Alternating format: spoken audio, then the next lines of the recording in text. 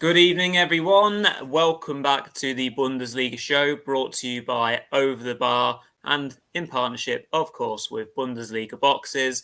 Unfortunately, I didn't pack one in my case because I'm down south at my parents' house as we're recording, so I haven't got any top. It's an old relic of an England rugby top on, unfortunately, this evening. But yeah, we're in partnership with Bundesliga boxes this season, a fantastic company that provide mystery, authentic German football shirts. You can either find them on Twitter, so just go search Bundesliga boxes, or go find them on the internet through their fantastic website. I think batch 12 is pretty much sold out apart from a few sizes, so really, really popular. So keep an eye on it and make sure you follow them on Twitter for the next set of announcements and for the next set of boxes.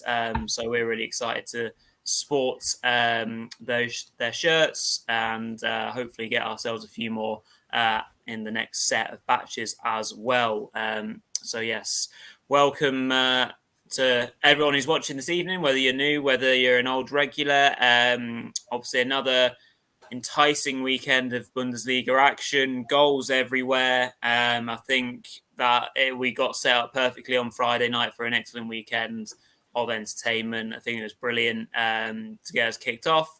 But anyway, welcome back. If you're new, drop us a subscribe, drop this video a like if you enjoy what you see, and we'll crack on with the show. So straight over to you, Mark, for Mark's mystery anagram. So you want to just take us through last week's and then announce the new one. Yeah, so it's been another great weekend of Bundesliga action, hasn't it? Obviously, the international break, it seems a little bit too soon for an international break, just as we're kind of getting into the football. But yeah, let's enjoy the week 3 roundup by starting with, obviously, Mark's mystery anagram. So let's start off by recapping last week's, which was indeed Coaster John, for those of you with good memories. So yeah, indeed. The answer was actually JONAS HECTOR of FC Cologne, the fantastic captain of the Cologne side who played a big role in their strong start to the season. But actually, surprisingly, nobody got it right this time. I actually thought this one was a bit of an easier one than the Nicholas Dorsch the week before. But yeah, nobody got that one. So come on, guys. You've broken your sequence now. You've got to get back on the train and kind of start getting it correct again. So yeah, let's introduce the week 3 anagram. So remember, you got 2 weeks to do this one, so you got quite a bit of time for this one. So let's preview the anagram. So it is, as you can see at the bottom, Bank Marvel Mom. Quite a funny name, this one. You know, we have all the words on Mark's mystery anagram. So yeah, Bank Marvel Mom. So remember, it has to be something related to the top tier of the Bundesliga, either a player / manager / coach or a team. So yeah, get commenting underneath and obviously on the live show as well. And if you missed the kind of live preview, then remember to check out the recording. So yeah, let's move swiftly on to the results and the scores on the doors for week 3. So yeah, as Rory said, the weekend started with a brilliant Friday night game. This was one of my favorite games that I've seen in a long time. Dortmund 3, Hoffenheim 2. Then on to Saturday, we had Bielefeld getting a third draw in a row against still winless Frankfurt with a 1-1 draw. Then we had another side chipping 4 at home with Augsburg losing 4-1 at home to Leverkusen. Then we had FC Cologne with a 2-1 home win over Bochum. Mainz destroying newly promoted Greuther Fürth in a 3-0 win. Then we had the Baden-Württemberg derby with Freiburg getting a 3-2 win away in Stuttgart. Excellent game again. Saturday was concluded with a comfortable 5-0 win for Bayern Munich over rock bottom and winless Hertha Berlin. Then moving on to Sunday, the big preview games end up with a Union Berlin 2-1 win over ailing Borussia Gladbach, Borussia Mönchengladbach, not Borussia Gladbach. Yeah, and then obviously finishing off the Sunday, we had the game between two of last season's top 4, which ended in a 1-0 win for the Wolves of Wolfsburg over Leipzig. So yeah, let's move on to the analysis and start off with the OTB's featured 4, which is obviously when me and Rory picked the 4 best games of the weekend. There were so many to choose from this weekend. We could have chosen 6 or 7 good games, I think, easily this weekend. But I think there's no better place to start than the first game of the weekend, the Friday night thriller between Borussia Dortmund and Hoffenheim. I mean, what a game this was. I remember, I think me and you, Rory, were texting during this game, weren't we? And I said at halftime, there's going to be goals in this game, even though it was 0-0 at halftime. Yeah. But obviously, that was before Kramaric had headed against the bar after what seemed like just a couple of minutes, really, didn't it? Then obviously, also Baumgartner had a great chance in that first half, going 1-on-1, but Kobel showing that he is an improvement on Burki and Hitz, making a really good save, which kept it goalless. Dortmund also had a few half chances in that first half, but then just 4 minutes into the second half, a brilliant team move which ended in Giovanni Reina, who started the season really, really well, side-footing in past Baumann in the Hoffenheim net to make it 1-0. And then that just kind of opened the floodgates, really, didn't it, Rory? Yeah, sure did. Not saying that the first half lacked quality, actually, because I found it really interesting. I really enjoyed the Hoffenheim press. They pressed high and forced Dortmund to give up a lot of possession in poor areas. So obviously, for example, the Kramaric header came from a high press. They won the ball back, crossed into the box, and obviously the header hit the post. So very unlucky there. I think certainly, if you're saying there's key battles across the pitch, of course there were. And I think the battle of the fullbacks was really interesting because I thought Raum and Okpuguma, easy for me to say, really outshone their opposite numbers. I thought obviously it was great for Dortmund to have Guerrero back, but I think he was easing himself back in. And Meunier, obviously, at right back. I think, despite them being the first choice of Dortmund, I thought Hoffenheim really kind of pressed well, and that was, a byproduct of them winning that battle. But the second half, was utter carnage. I was hopeful that there would be more goals, or goals in general, in the second half. And Reina got us started, but I thought Hoffenheim responded really well. Obviously, the equaliser from Hoffenheim was thoroughly deserved. It's a superb pass or through ball from Geiger, who had a really impressive game in the middle. For Baumgartner to open his account this season was a good finish as well. So that's 1-1. Dortmund respond again. The ever improving Jude Bellingham now adding goals to his game. Really smart finish, although it was a poor header out from a bit of a hopeful cross. Obviously, the header, you've got to do better than that. Could well have been one of the fullbacks, actually. It might have been Raum after I credited him. But 2-1, and you're thinking, right, Dortmund probably just managed the game and see it out. But a late flurry of Hoffenheim pressure. They were only kept at bay by Kobel in net for a long while, but he was helpless from a corner that was flicked on at the front post for the substitute Dabur to tap in. Terrible marking again. They looked so weak from set pieces again. Obviously being led by a centre midfield, playing a centre back in the shape of Axel Witsel. Not his job really, but that's what he's having to do at the moment. And that really should have been, it. That really should have been 2-2. Hoffenheim, creditable draw, and Hoffenheim would have been really frustrated. But you can't keep him out of the news, can you? Erling Haaland didn't look like there was much going on. Hoffenheim looked well set in their shape. Haaland then uses his power and his pace to get in across. Utter carnage then created by that. And one thing that I want to highlight here is the difference between maybe the likes of Lewandowski and Haaland, his passion and his determination, because he made the cross and he ends up scoring the goal.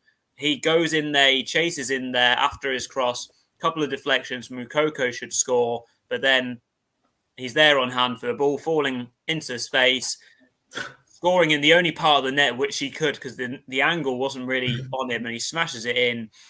Utter carnage. Obviously, the yellow the famous yellow wall going absolutely crackers. Yeah, fantastic atmosphere, and what a way to start the weekend. It was a fantastic game. Yeah, he absolutely leathered that one in, didn't he? Like I was watching. Obviously I've got Baumann in my fantasy football team. I was like, come on, keep making the saves, lad. And like obviously he made 2 great saves, especially the recovery save. Yeah. And then it looked as though the ball you're thinking, they've got the point because obviously there's only a couple of minutes left. Then out of nowhere, really, doesn't he? He just absolutely how did he smash that in? Because it looked like, there were 2 or 3 Hoffenheim players as well as the goalkeeper on the line as well. And he just smashed it right into the roof of the net, didn't he? And I was just thinking, I felt bad for the Hoffenheim players and fans, really, because they get so much into that game. But yeah, when you've got, as they call him here in Germany, the baby face Haaland. Yeah, that's his nickname here in Germany. But yeah, what a player! The crowd just love him, don't they? He's just he's born for the big occasion, and once again he turns up. To be honest, he probably didn't have his best game actually in this one, Yeah. And he looked a little bit frustrated at times. Obviously, he didn't score last time out against Freiburg. But yeah, obviously he does get his 3rd goal of the season with a massive goal, really, because if they don't win that, you're already starting to worry about their title charge. Or obviously it's still very early days, but 1 win out of 3 wouldn't have looked good on Dortmund's record. Got to say though, I think both sides deserve a lot of credit, really, ultimately from this game. Yeah, the defense wasn't great from either side, but I think outstanding performances from Jude Bellingham. What a player he's turned into, really. Yeah. Me and Rory both said he struggled to settle in before Christmas last season, but since Christmas, the guy's just been on fire, and he seems like he's going to be a key player this year for Dortmund. And the same with Giovanni Reina as well. He's been outstanding as well so far this season after, I would say, quite a poor season last year, actually, by his standard. He definitely didn't hit the heights that he did the year before or the year before that. But yeah, he started absolutely brilliantly so far this season. I think from the Hoffenheim side, I thought Larsen is fitting in really well to that side as well after returning from Anderlecht. Yep. You wonder why they allowed him to go out on loan last season, really, don't you, after the way he started this season. I agree that Geiger has been outstanding. Angelo Stiller also looks really good in that midfield. I think with Hoffenheim, though, the one thing they're missing, really, is that centre-half partnership. I'm not a big fan of the Vogt and Posch centre-half partnership. They do look a little bit slow at times, and it's easy to kind of get past them. And they're always prone to an error as well, aren't they? I think that's a big weakness. Yeah, they're a very physical pairing, which you saw because there was lots of yellow cards being handed out in the game, and you just feel like they're one tackle away from an early red card in that game. So fortunately, it didn't happen because we had a great game. But yeah, that's maybe one area they need to look at. Yeah, agreed. But yeah, credit also to Baumann and Kobo, who, despite conceding 3 and 2 respectively, I thought they both had good games. This was a brilliant game of football and a great advert for the Bundesliga, that's for sure. So moving swiftly on, this was Augsburg 1, Leverkusen 4. What a crazy game this was. Just a few minutes on the clock, and actually Augsburg almost scored even before this happened as well. Incredibly, Augsburg had a half chance through, I think it was Vargas. Then all of a sudden, you're just kind of going through, and Leverkusen go forward. The ball's kind of played hopelessly into the box. Next thing, the fullback from Augsburg, Iago, just kind of goes for a Messi style chip over his own keeper. And it's just what are you doing? Obviously it drops just in time to hit the back of the net. And it's just one of those horror own goals from the Spaniard, Iago. And that kind of set the tone for me for what was a truly tragic afternoon of football for the Bavarian side, Augsburg. Yeah, just obviously 10 minutes after that as well. Niederlechner, their talismanic striker, what you could call him, a corner comes in, he just heads it. If it's in the right net, it's a great header, actually. You're saying, it's a great poacher striker's goal, but obviously it's into the back of his own net, which makes it 2 calamitous own goals, really, doesn't it? Both of them could easily have been avoided for me, really. And then obviously 2-0 to Leverkusen without really having to do anything, Rory. And then what happened after that? Well, yeah, so both those goals obviously came more or less within the first 15 minutes, if that, I think. So obviously that's a terrible start for a team that are low on confidence. It was a game full of errors, actually. So from last week being an outstanding performer, Mitchell Bakker had a bit of a stinker. He almost conceded a penalty in between the own goals, got away with that. But then Augsburg's lifeline came where a hopeful cross comes in and he tries to control it, loses the ball, spinning around, doesn't know where he is, and then then Niederlechner makes amends and gets himself back into level terms as he pokes the ball home from close range. So that's 2-1. So a bit of a lifeline for Augsburg, maybe undeserved. I think Diaby also had a goal ruled out. Courtesy of VAR for a handball in the build-up. So it didn't really stop Leverkusen in terms of their momentum. They were always the dominant side, despite maybe a few sketchy minutes. And second half, Augsburg came out with a bit more impetus, but again, Leverkusen were always in control. And the game was effectively wrapped up when Patrick Schick decided he picked up the ball from Florian Wirtz, the sub, ran out the defence centrally and given the freedom of the pitch to do so, picked his spot, curled it in beautifully, 3-1, and that's the game.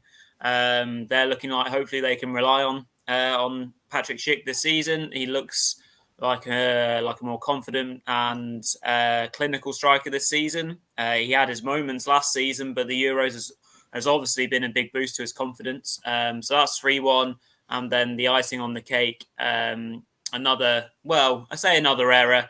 Long ball over the top. Florian Wirtz is on the chase, manages to beat Giekewitz to it, and then slots home into an empty net. Good finish, actually, from a narrow angle, making it 4-1. So obviously that's the game. Another impressive win for Leverkusen. They set out their stall early last season. They're doing it again this season. Really hope that they can keep it together for a lot longer. They look like an exciting team going forward. Again, as you mentioned, Mark, in the weeks previous, they look like they've got another nice partnership forming, potentially with Jonathan Tah in there. So, I mean, obviously looking forward at the left back, you got Bakker, who settled in really well. But defensively, maybe looks like he could be again one of those who gets forward really well, but defensively, is he going to be a bit suspect? We shall have to see. Obviously, he will be tested by a lot of quick and nippy wingers who will want to run at him. They've seen already, he's made a few reckless challenges in the box, so maybe he's just got to kind of calm that down a bit. For Augsburg, it's looking quite bleak, isn't it? We did call this in our prediction show. At the moment, it's coming to the fore. They haven't got really any goal threat. When they do, they squander their chances. At the back, they're calamitous. The first own goal, I don't know what he's trying to do. He's obviously trying to flick it over Schick, who's the danger at the point of time. But just put your foot through it, or either way around, you're just trying to be a bit too clever. I've got sympathy for Niederlechner. It's a great ball in, and he's obviously trying to defend his front post, but he gets the wrong contact on it, and effectively it's already game over. So yeah, lots of work for Augsburg. I'm sure the international break is probably good timing for them, so they'll be able to work together. Hopefully not many of their players will go on international duty. Certainly on form, none of them should be going on international duty anyway. So yeah, hopefully together as a group, they'll be able to work together on things, sharpen up defensively, and maybe, kind of get a bit of confidence going forwards. But right now they're looking like a team who are going to be in trouble this season.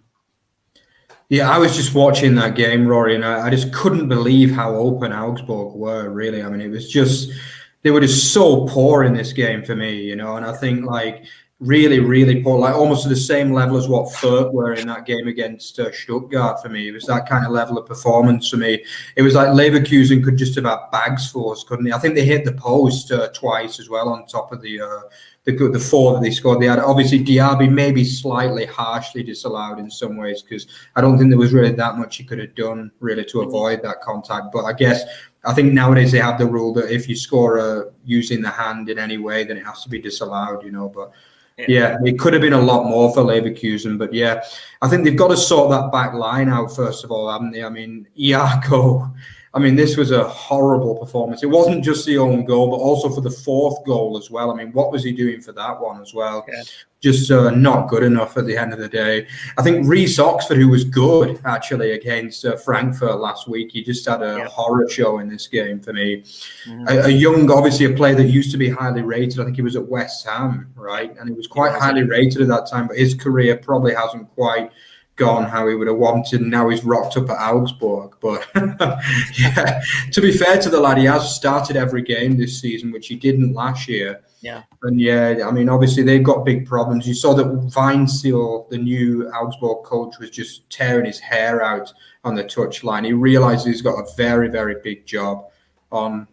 We actually got a bit of stick, Rory, from some of our viewers for tipping Augsburg to go down. But I think after the first two home performances, our prediction has been very much justified, to be honest with you. So far. Yeah, but you never know. There's still time.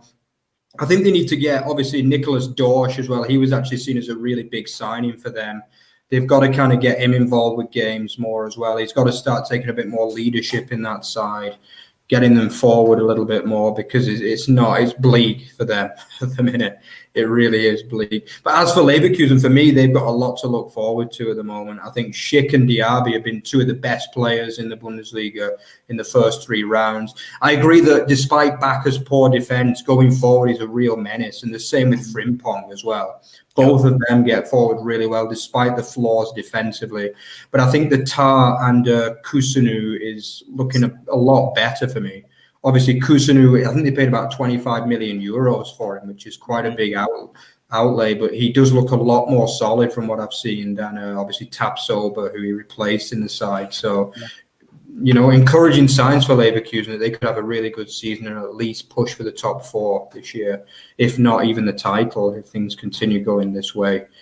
Okay, so moving on to a Baden-Württemberg derby now, which was obviously a 3-2 win for Freiburg in free conceding Stuttgart, let's just say that much. But this game obviously was a lot more complex than what you might think. Obviously, Stuttgart, like a few teams this week, they had a shocking start to the game, didn't they?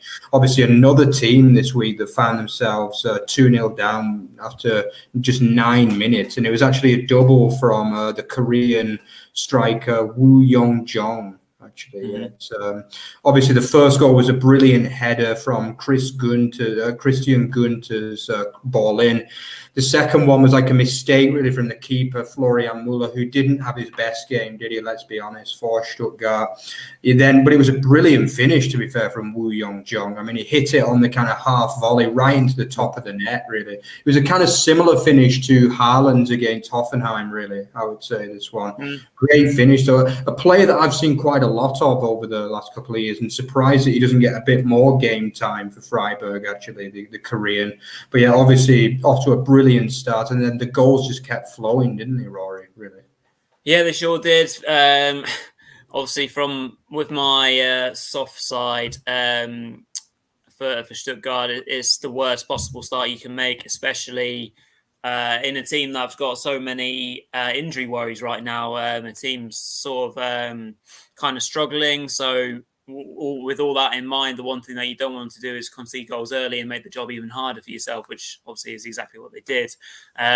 So yeah, things got worse for them. So Holler was able to power home a header from a really good cross, actually, from Roland Salai. So that made it 3-0. So again, you're thinking, well, yeah, 3-0, okay, game over.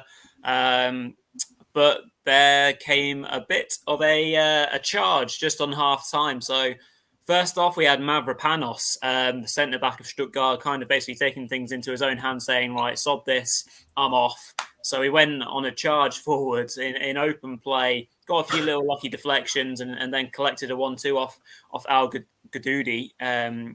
And then obviously the ball fell for him kindly, and he rifled it home really well. So that's 3-1. So you're thinking, right, okay, going to half time, and then we'll see a strong second half. But Stuttgart weren't done.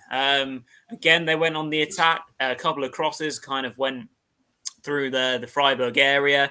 Ended up with a throw-in, which was played down to Wataru Endo, who did fantastically well to put in a cross. And it was the striker, Al Gahoudi, who was there to head home from a lovely cross to make it 3-2. So 2 goals literally bang on half time, make it 3-2. And you're thinking this is set up for a thriller of the second half. And unfortunately, that's where the scoring stopped. I think there was a bit of a tactical change made by Freiburg. Christian Streich switched to a back 3, which really kind of condensed things, which stopped a lot of Stuttgart's momentum and attacks. And it kind of led to a second half where the home team had a lot of the ball, but weren't really able to do an awful lot with it. In fact, it was almost Freiburg who kind of looked the more comfortable and had the better of the shots on the break. So that's where it ended. Disappointing for Stuttgart that they weren't able to complete a fine comeback. And obviously, I've only got the 1 win, but there are a lot of other teams that look a lot worse than them. And take all this into account, there were so many injuries, and another one in the shape of Mavropanos in the second half. So that's a real concern for them right now. International break again, I'll say good timing for some teams, bad timing for some teams, perfect timing for Stuttgart to try and get some players back on the pitch and then concentrate and try and get on a bit of a run. Obviously it's no bad thing losing to this very exciting Freiburg side who have been incredibly impressive at the start of the season and find themselves nestled inside the top 4. And are unbeaten so far. So, I've been really impressed by Freiburg. It's not just the Vincenzo Grifo show, as he's a name that we dropped a lot last season, but this team are built around other players, and they're all putting in fine performances. Holler and John kind of came to the fore today. Roland Salah is a fine player as well. And they'll be thrilled with the start they've made. So another excellent game, but unfortunate for Stuttgart not to get points there.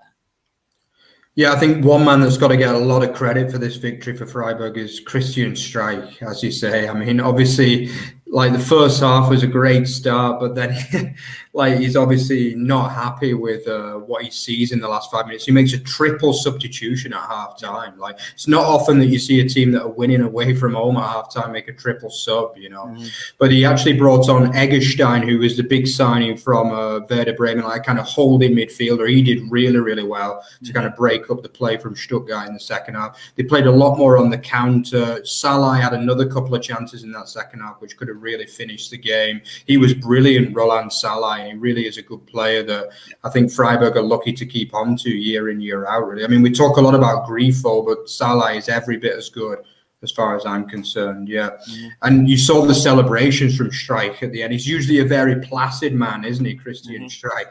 But in this one, he was going absolutely crazy at the end. He realised that he pulled off a bit of a tactical masterclass there, really, to kind of win, because they were starting to look dodgy at the end of that first half. And Freiburg, Stuttgart are the kind of side that can go and put in another 2 or 3 goals in that second half, especially with the win between the sails. But I was really, really impressed with Freiburg. It was a similar kind of performance in some ways to the game last week against Dortmund, I guess, because, they get the goals in the first half, and then Dortmund started to come back. They managed to hold them out. So, But, I mean, that's starting to make the looks of a really good side for me, this Freiburg team. In all honesty, I think, even Demirovic didn't start. I mean, he was one of the key players last season, wasn't he? And I think Eggestein's a good signing. They're very astute with the signings, Freiburg, and I just think they're building a really, really good side that could even push for that top 6 for me this year if things continue. They've got goals in the side. They've got a very, very good coach who knows the Bundesliga inside out. As for Stuttgart, I agree with you, Rory, that they've just got to get some players back on the pitch. I think credit to Al Gadawi as well, because we did say he's probably not the great, but he got an assist and a goal in this game, didn't he? So he did come up with the goods. But they do need to get a little bit more quality on the pitch at the minute, especially also at the back as well, because they're shipping chances and goals left, right, and centre, aren't they? I think Florian Muller he's not made as good of a start as he might have wanted. Mm-hmm. Obviously, the signing from Mainz over the summer to replace Gregor Kobel, he's got to do a little bit more for me from what we've seen so far. But yes, congratulations again. Great win for Freiburg, winning the Baden-Württemberg derby. Okay, so moving on to the last feature 4 game, it was Mainz 3, Furth 0. Yeah, so once again, it's Furth getting a bit of a hammering on the road there. But yeah, I think again, it's the same problems, isn't it? Like the playing out of the back is just a disaster for Furth, basically. Like they've not got the quality to do that. And Mainz did them at the press time after time in the first half. And eventually, they were already 2-0 down. Another team that were 2-0 down early on in this weekend. Yeah. I mean, obviously, Anderson, I'm not quite sure how to pronounce his name, but Lukaci, according to the German pronunciation. He kind of smashed it underneath the goalkeeper, didn't he, after being played through by Boetius, who was excellent. Obviously, the returning Boetius making his first start of the season after missing the first couple of games due to a COVID. I think he came on at half-time at Bochum, actually, but he didn't start either of the first 2. Yeah. Obviously, a few other key big names as well. We saw Jerry Saint-Just start his first game as well of the season after the COVID. And yeah, it was a very, very comfortable performance, I thought, really, from Mainz, Rory. Yes, it was. I think they were very good in the first half. They controlled a lot of the ball. The second goal was nicely worked, quite quick as well. So a long ball out onto the right, and their new man Widmer put in a first-time cross, and it was lashed home on the volley by Salai. So that's obviously 2-0. Really quickly puts them on the front foot, puts them in total control. There was actually, and they stayed sharp on the other end. So Zentner made a good save from a deflected effort from Abiyama.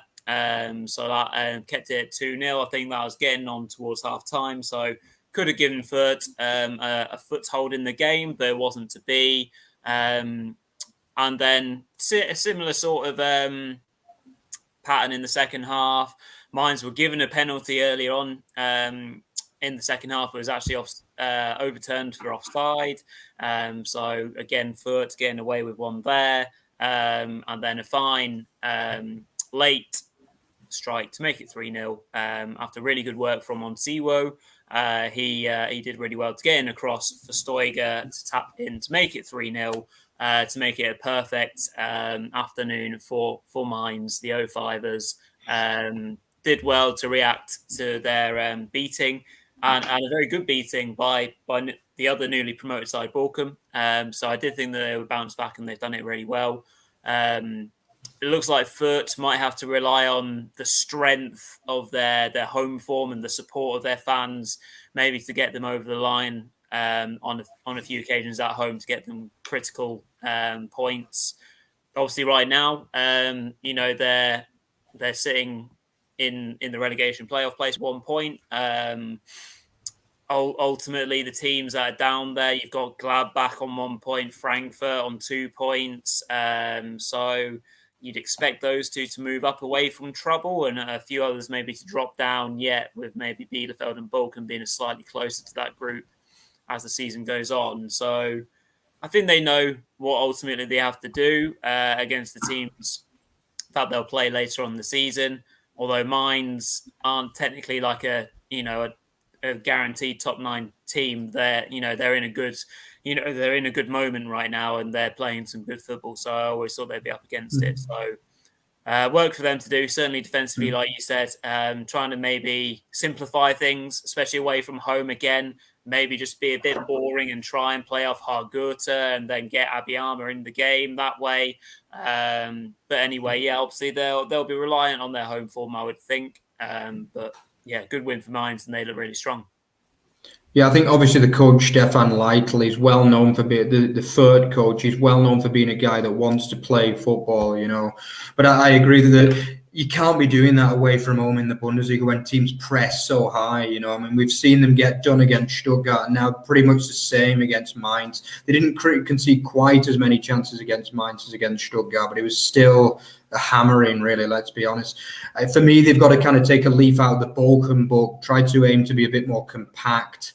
And I mean, I know that isn't really their style, so it's easier said than done. You know, they want to kind of have a go at the Bundesliga, but my fear for them is if they carry on like this, they're going to end up shipping like 100 goals this season or something. You know, it could get that bad because, you know, I mean, they've shipped 5 against an off-form Stuttgart side. I mean, Mainz in their own right, as you say, Rory, they finished last season great. They've already beaten Leipzig this year, so they are a side that are going to be pushing for that top 9 this year, I think, Mainz.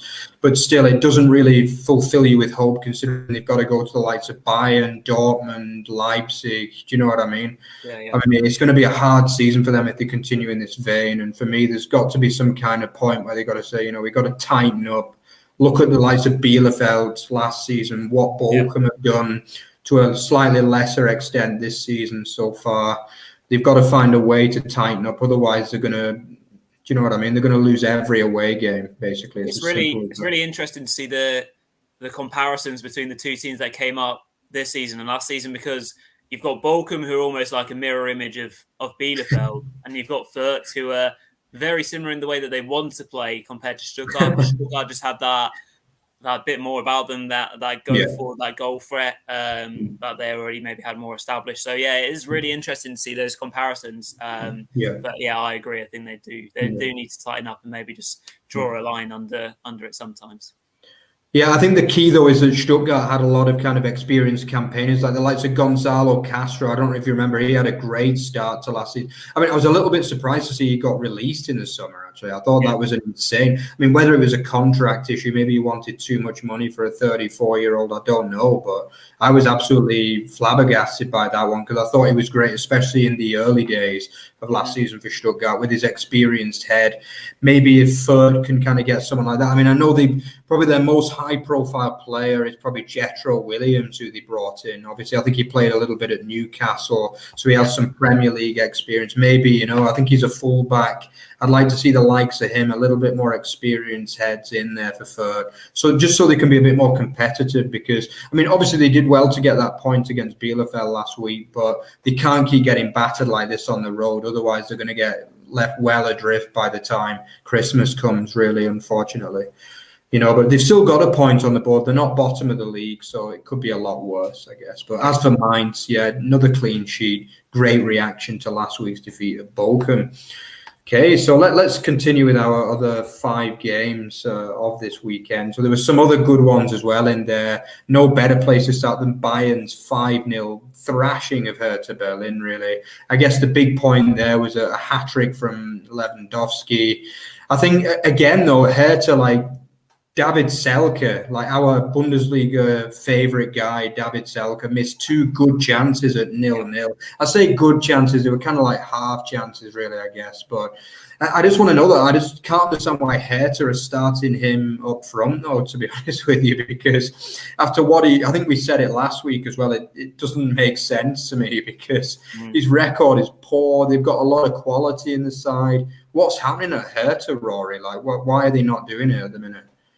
Well, I think like we kind of alluded to last week, there's a bit of maybe a bit of a risk in terms of their strategy that they've gone for with regards to their transfer targets. A lot of kind of prize names that might not kind of really can go either way, of course. They've been a bit unlucky with injuries. They've just this last week obviously lost Matthias Cunha. Regardless of what Hertha fans made of him, he is, you know, going forward one of their better players, certainly with regards to the talent that he possessed. Didn't always obviously come to the fore, frustrating sometimes in front of goal, but that's another big player that they've lost. And then, yeah, in this game, I thought, you know, Selke kind of summed it up for them. Yeah, he was, you know, wasteful in terms of those few chances early on, and then the rest was history. Nice football played for the first goal. Lovely little dummy by Lewandowski for Muller to run onto. So that's 1-0 after just 6 minutes. And then you're up against it, aren't you, as a, you know, a team that's already struggling. Again, the perseverance showed by Lewandowski to his first header hits the bar, and then he's up and charging to go and get that second goal to knock it over the line. So that's 2-0. Early on in the second half, again, Hertha messing around with it in and around their own area, lose the ball. Played to Musiala, and his finish is, exceptional. The young man continues to impress. So again, that's 3-0. Nice little bit of play between Sane and Muller to then get to the byline, putting across Lewandowski, tap in 4-0. Just reeling them off at the moment here. Just obviously sounds a bit repetitive, but there's obviously just a bit of an onslaught. And then a corner at the end, headed back by Nianzou. And then, lo and behold, there is Lewandowski rising above everyone else to get his third and their fifth. Absolute, walkover sort of win for Bayern. Perfect timing for them to play Hertha. Completely low on confidence. And they're, right at it right now. Goals are flowing. As we mentioned, they hit 12 in the Pokal first round the other day. Lewandowski, despite the rumours or what we've heard about him potentially seeking another challenge, I obviously presume that he will stay this season at the very least. The great man just scores goals. He knows where to be, doesn't always have to play well, but he will always guarantee you goals. So that is why Bayern will always be the animal and dangerous animal that they are. Yeah. There's not much to really add from me. I expected them to win comfortably, and they did. Obviously, they're now looking upwards after their disappointing 1-1 draw to start the season. They look, dangerous as ever. Hertha on the other side, again, they look a complete mess. Really thought they'd be a different team this season with the signings. Looked a bit more kind of compact and dangerous, particularly going forwards. And it's just not happened for them. Obviously, the coach Dardai will probably be under a lot of pressure right now. He did a job to keep them up last season, but what an underwhelming start. A difficult start, but should they be rock bottom after 3 games and have conceded 10 goals? For me, no. So. Yeah, a lot of issues for them to solve over the international break again. Maybe they can just take stock and go again. But very worrying for the Berlin side. Yeah, and obviously the only pointless side as well. Again, obviously 3 defeats out of 3, 10 goals conceded. Okay, talking about teams though that are on the up now, definitely compared to last season, FC Cologne. What a start they've had. For me, this was another very good performance, despite the goals only coming late on against Bochum. They laid the law down to Bochum, literally, in this game. Modeste, who's had a bit of a resurgence at the start of the season, hit the post twice at 0-0, which was very unlucky. He was a constant menace. Obviously, Dejan Ljubicic as well had a goal disallowed. Maybe again, it looked like a great goal at first, didn't it, really? But then obviously it disallowed. But then it did take until 82 minutes, actually, when they finally broke down the stubborn Bochum defence, really. Bochum obviously making a name for themselves as being a hard team to beat already early on this season. But it was a great ball in from Florian Kainz, wasn't it? One of the stars of the season so far this year. And then it was, as the German commentary called him, the Joker, Louis Schaub, who'd only been on for 4 minutes, actually kind of got an excellent, it was one of those awkward touches, wasn't it, where if he hit it too well, it would have gone against the keeper. But he got that kind of like slight nudge, which knocked it past the Bochum goalkeeper. Then obviously, I think actually Bochum had one of their only chances of the game in this period. Zoller kind of having one off the line from Cologne. But then again, side for Cologne, it was this time Thomas Ostrach who put the ball in, and it was smashed home by Tim Limperley, which made it 2-0, and the game was pretty much over. But then, Rory, there was a little bit of a consolation for Bochum, wasn't there? Yeah, there was. Zoller was picked out late on in the box in lots of space, and kind of made no mistake to slot home. So he's added to his assists and his all-round performance last week, and he's got himself a confidence-boosting goal, so that's good for Bochum. I think one point to note, obviously, you said that Cologne, thoroughly deserved their victory, which they did. Bochum were very compact and impressive in defence, which they were. But the first goal comes from a Bochum mistake. They had the ball in their own area. They're trying to play out, which, late on in the game, I would have thought they would maybe try and put their foot through it and get high up the pitch. So they lose it in midfield, and then that's what leads to the Kynes cross, and there it is 1-0. That is the difference. Obviously, at the top level of football, mistakes are punished on a regular basis. So, yeah, that's maybe one thing they'll be a bit frustrated about. But, no disgrace losing 2-1 away to a very now dangerous-looking Cologne side. So it's really, really pleasing to see how well they're playing. They look good going forward. Modeste has been a revelation since coming back. Very good win for Cologne, and they're looking upwards rather than down at the moment. Definitely. And talking to sides that are looking up rather than down, on Sunday we had another good win for Union Berlin. Well, it was the first win of the season, but they have started very, very well this season, haven't they? It was great to see a good, strong crowd at Union as well this afternoon. The red wall, really, obviously in the stadium in the forest, one of the hardest places to go in the Bundesliga nowadays with that fan base. It's good to see them back. Not quite a full house, but it's getting close to being allowed full houses again in some of the stadiums, but unfortunately not here where I am in Bavaria. But yeah, I mean, this was a classic Union performance, I thought. Early on, they got into Gladbach, made it hard for them to settle, were pressing. They eventually got the goal from, we told you to put him in your fantasy football team, and it was that man again, wasn't it? Nico Geisel, man, who could be one of those guys, who has a really, really good season this year. The fullback, obviously, most of the work was done, though, by a brilliant cross from Genki Haraguchi, who is another Japanese player who looks to be taking storm in the Bundesliga. Yeah, so that was for 1-0, a great header across the goal past the diving Jan Sommer to make it 1-0 to the home side. Then, obviously, just before half-time as well, Max Kruse, probably the two key players nowadays for Union. Max Kruse supplying Awoniyi for his third goal in 3 Bundesliga games. He's starting to look like a real signing, isn't he, Awoniyi? I mean, he's scored in every game so far and looked quality. Then Rory, I think that was obviously 2-0. I think it was quite comfortable despite the very late consolation from Gladbach. Yeah, very much so. I think they had control of the game for the vast majority. I think obviously a few chances after that, after 2-0. I think Zakaria came off the bench and clipped the crossbar from a long-range effort. But generally speaking, Lute in net was quite comfortable.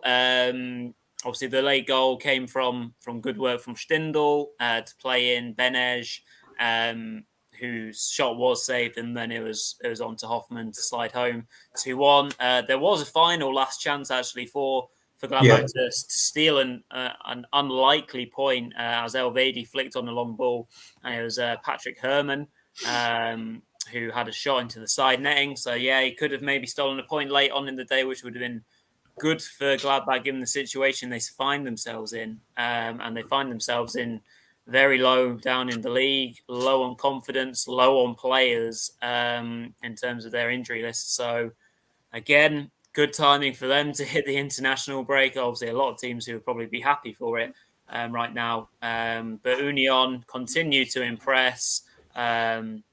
Look like they've got a bit of a tough draw in the Conference League, but I'm sure they'll manage things well because they've been very impressive already so far this season. Obviously, a long way to go yet, but yeah, great win for Union. Just exactly what you expect from them. Cruz and Awoniyi, yeah, fantastic little partnership they've got going as well. Absolutely, and staying with the Sunday games, we had another home win. Obviously, Wolfsburg edging out Leipzig, who've now lost 2 games out of the first 3. A difficult start for new coach Jesse Marsch. To be honest, I was a little bit. Usually, we talk about how the games between the big teams are so good in the Bundesliga. This wasn't one of those, really. To be honest, it was very much a defense-minded performance from Wolfsburg. They tried to stop. They let Leipzig have quite a lot of the ball, but they realised that obviously the defensive strength and the quality of Casteels was always able to keep them out. I think, yeah, obviously Leipzig did have slightly more possession away from home, which is not typical for Wolfsburg to concede more possession at home.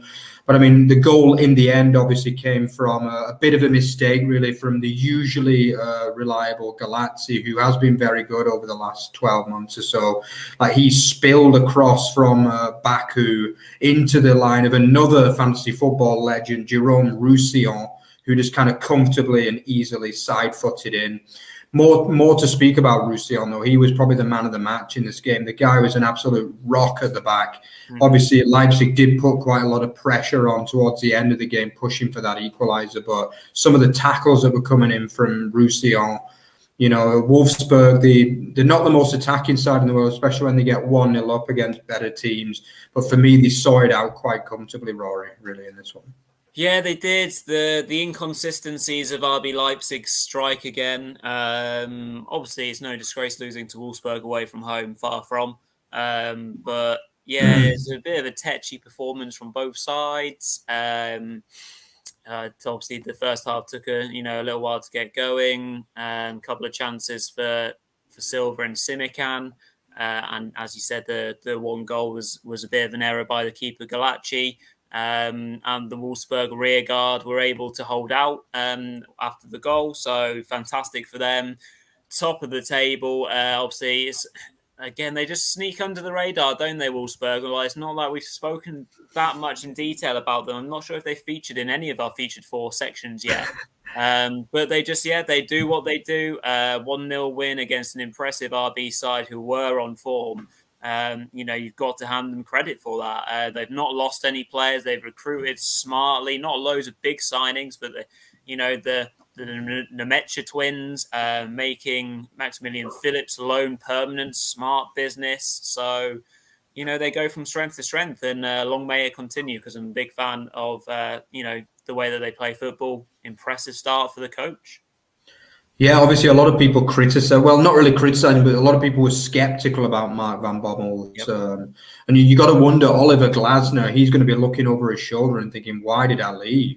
Because they have a great side as well, Wolfsburg. They have, in key positions, they have good players in every. Schlager was outstanding in this game as well. Again, he's had another. Obviously, he actually went off injured after about 70 minutes, but it didn't look like too heavy of an injury. Hopefully, he'll be back after the international break. Yeah, there were so many good performances, even though it was more of a kind of physical and gritty performance from Wolfsburg but we know they can play football on the day as well. So I like teams that have both sides. They can grit in and defend, but they can also play some good football when needed as well. So it's, fantastic for Wolfsburg. They've got Champions League to look forward to, the top of the league. Their fans can sleep well for the next 2 weeks, I think that's for sure. Okay, on to the last game, which was actually, it was our only draw of this week, actually, and it was between Bielefeld and Frankfurt. For me, this was a game of kind of not 2 halves, but 2/3 and a third, basically. I think for the first 2/3, I think Frankfurt were completely dominant for me. They actually scored a really, really good goal, an excellent team move, and it was that man, Petter Hauge, who has been one of their few bright sparks, really, of the season so far, I would say, and what hasn't been a great start, let's be honest. I think Bore, he's really struggling, isn't he? Let's be honest. He missed a couple of great chances to make it 2-0. He looks like a player that, he needs that first goal. Otherwise, it could be a long season for him. Obviously, the replacement for Andre Silva. But then I think credit to Bielefeld and Frank Kramer. They really finished well, didn't they, Rory, in this one? Yeah, they did. So they're probably unlucky not to be level after Hinteregger managed to get a shot off the line from Hack. But ultimately they weren't going to stop. They weren't going to be denied. The substitute Wimmer hitting a lovely strike to make it 1-1, and probably a deserved draw, I guess. Obviously, like you said, Frankfurt dominated large periods of it, but if you're, going to be a Roy Keane type of pundit, you say, if you don't take your chances, ultimately you don't deserve to get anything from it. Obviously, a draw is a draw. Tough times at the moment for Glasner in Frankfurt. I'm sure it will come good. I expect them to be maybe slightly below the the top 6 this season if they don't sort themselves out and get that striker. In terms of Boré doesn't turn out to be a good signing, they could be mid-table-ish, but I'm sure things will come good eventually. Yeah, absolutely. Couldn't agree more, really. And obviously Bielefeld, 3 draws out of 3. You know, I guess for me, the performance-wise, they've gone to the next level this season. They attack more. They look more of a threat. They look more of a Bundesliga side, but they do need that first win, you know, because draws are very nice for morale to stay unbeaten, but you do need to win football matches as well, you know. And I think, yeah, I mean, they'd probably be a bit angry that they didn't beat Furth away last week, you know, but I guess the other 2 games against high-flying Freiburg, that looks like a good point now, really, all of a sudden. And then obviously today against Frankfurt, that's still a good point, especially considering they scored with only 5 minutes to go. So, yeah, that pretty much concludes our analysis of the week. But let's finish with our obvious hero and zero of the week. So, Rory, do you want to introduce our hero? Yeah, very quickly. Hero of the week, Lewandowski, hat-trick again. Standout performer for me. Obviously, plenty of other good performances, but no one knows where the back of the net is like that man. So, yeah, easy hero of the week for me this time. Zero, Mark. Yeah, I mean, this guy, Iago, he had an absolute stinker. That was the definition of a stinker. I mean, obviously, after just 3 minutes, chipping his own goalkeeper for an own goal and just his overall performance. I would imagine it was a case that he just lost confidence after that, basically. He's actually not a bad player. I think last season he was one of my favourite players. I thought he was pretty good for Augsburg last season. So with all due respect to him, you know, I mean, it was just one of those days. He was very, very poor in this game, but hopefully he'll be back to confidence by their next game after the international break. Yep. Okay. Yeah, we've all had them, haven't we? Yeah, absolutely. So, yeah, as Mark alluded to, international break is coming up this week. So our next show will be our live Thursday show, and that will obviously be a week Thursday. So that will be Thursday, the 2nd of September. So obviously get your views in on this video. Enjoy this one because it will be the last one for a week and a bit. So yeah, Mark, over to you to close up the show. Yeah, so obviously if you want to check out our Twitter feed, it's at Over the Bar FB. You can see everything Bundesliga, and obviously we also have the other show, the regular show, which is the League 1 and League 2 show. Yeah, make sure you check that out. And obviously otbfootball.net is the centerpiece of our stuff, everything football related. Obviously we do written articles as well, so make sure to check them out on your way to work tomorrow morning. So yeah. Also hit subscribe, of course, which really, really helps. We are starting to see an increase in our subscribers, which really helps us because obviously the more we have, the more we can kind of afford time to produce more content for the show. We've got a lot of other stuff coming for you as well. Obviously, European shows are going to be coming in the not too distant future. We also plan on doing some like other derby videos and friendship videos as well. So yeah. Check out, keep following us, and yeah, enjoy the new content. So yeah, enjoy the international break. It's coming too soon for my liking, really, this season. But yeah, enjoy your international break, and yeah, hopefully England and Germany, of course, will get back to winning ways under Hansi Flick. And yeah, see you after the break. Cheers all. See you then.